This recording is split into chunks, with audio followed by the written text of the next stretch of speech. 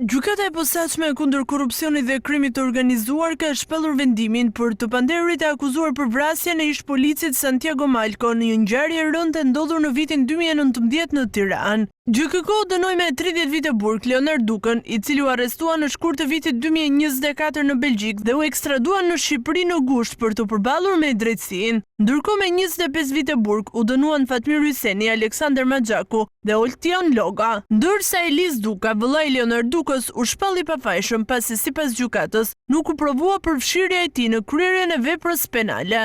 Më herët në një proces të ndarë gjyqësor për vrasjen e Santiago Malcos janë dënuar edhe Bledi Teta me 25 vite burg dhe Ilir Selmani me 26 vite burg. Santiago Malco, ish punonjës policie, u ekzekutua në mbrëmjen e 27 gushtit 2019 me breshëri plumbash në zonën e Xhamllikut në Tiranë. Ai u largua nga detyra si polic pas një incidenti në tetor të 2018-s, ku miku i tij Ervis Martina i mbeti i plagosur dhe Malco u arrestua për këtë rast, por më pas u liruar për mungesë provash. Ai ishte një emër i njohur për autoritetet dhe dyshohej për përfshirje në disa ngjarje të rënda kriminale.